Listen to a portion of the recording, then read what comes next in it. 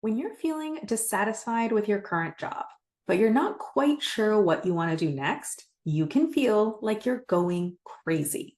One part of you, we'll call it dissatisfied you, says, we can't do this anymore. Then another part of you, we'll call it practical you, says, okay, but then what are we going to do? Dissatisfied you says, I don't know. I just know it can't be this. Practical you fires back, okay, but we have to make money, right? We can't just quit without a plan.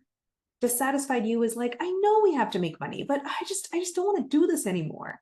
Practical you is like, okay, and then what about when our friends ask us what we're doing next? What are we supposed to say to them? Dissatisfied you is getting stressed out. They're like, I don't know. Stop putting so much pressure on me. Should we just run away and live on a farm somewhere? Practical you is tearing their hair out. They're like, you are insane. And dissatisfied you is freaking out. They're like, I hate you. And in the meantime, you have to keep doing your day job while this internal war is raging inside of you.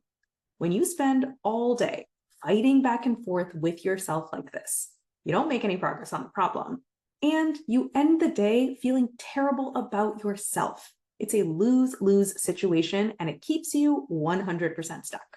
Luckily, there is a simple, easy way that you can cut the Gordian knot and stop the war within yourself. Gather more data. Because the sneaky little assumption that is causing this internal battle is I need to know what I'm doing next before I can start doing it. And when you flip that assumption on its head, everything changes. Because what if it's actually, I need to start doing it in order to figure out what I'm doing next? I know it's a little bit of a mind bender, but when I say start doing it, I don't mean quit your job and move to a farm. I mean doing small, bounded experiments that let you test out various career paths without fully committing to them. So in this series, we've been covering 5 quick and easy career experiments that you can do this week to gather more data, gain more clarity, and help the warring factions within you put their weapons down and rally around a common goal. In the introduction to the series, I told you to pick one idea to test. And then last week, we covered 3 different experiments. Experiment number 1, listen to podcasts where people talk shop about that industry. Experiment number 2, do coffee chats with people in the industry and get facts, not feelings.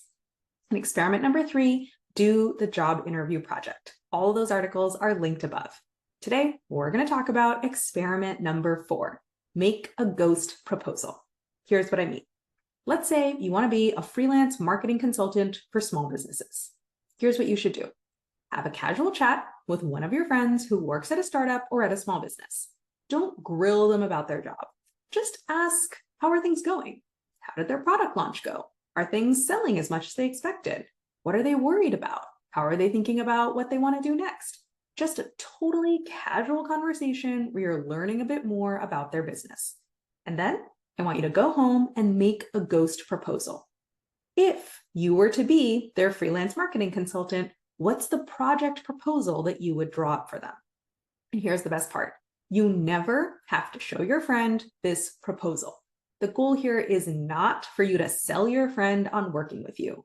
The goal is for you to get some practice learning about someone's problem, thinking about how you might help them solve it, and structuring a proposal for how you could help them. And you can do all of that in an incredibly low stakes, zero risk way. Write the proposal and stick it in a drawer. Nobody needs to see it but you. But by the time you finish the proposal, you've gotten to test out the real work that you would actually have to do if you were a freelance marketing consultant. And once the proposal is done, you can think about, what did I like about that? What did I not like about that? Am I excited to keep going down this path? Or have I realized that maybe this isn't the job for me? Let me give you some more examples. If you're thinking about being a dating coach, listen to your single friends bitch about dating, which happens pretty much anytime a bunch of single people get together. Then go home and write up a ghost proposal for how you would help them with your dating coaching. If you're thinking about being an interior designer, visit one of your friends' apartments just to hang out. Then go home and write up a ghost proposal for how you'd help them redesign their place. If you are thinking about going into partnerships, think about one of the brands or products that you're a big fan of. Write up a proposal for the partnerships that you think they should do and how you would help them land them. The great thing about ghost proposals is that you never have to show them to anyone. There's no pressure, there's no salesy feeling, there's no awkwardness. It's just an honest analysis of how you would use your skill set to help this person. And a chance for you to see, hey, do I even want to do that? Now, once you start doing these career experiments, here's the next problem that you're going to run into. The problem is, how do I interpret the data that I've gathered? And there's two things I want to tell you about this. First off, this is a normal second level problem for you to run into. Sometimes you do an experiment, the data is ultra clear, and you know exactly what you want to do next. And other times, you do an experiment and you're like, what does this mean? I'm kind of even more confused than when I started. Nothing is going wrong when this happens. This is just the scientific method at work. And the second thing I want to tell you about this problem is no matter how confused you feel, this is a better problem to have than your previous problem of I don't know what I want to do next. It is so much better to have a bunch of data and not be sure how to interpret it than to have no data at all and be feeling around in the dark. Confusion is a step up from ignorance. You are making progress. I guarantee it. So how should you interpret the data? I can't give you that kind of custom answer in a video, but I can give you that kind of custom answer if we work together. Doing the experiment is just the starting point. Come talk to me and let's make a plan to get you all the way over the finish line. And let's find the answer that makes both parts of you, dissatisfied you and practical you, link arms in harmony, sing with happiness, and feel totally aligned with the direction that you're heading in. The link to book a free call is above.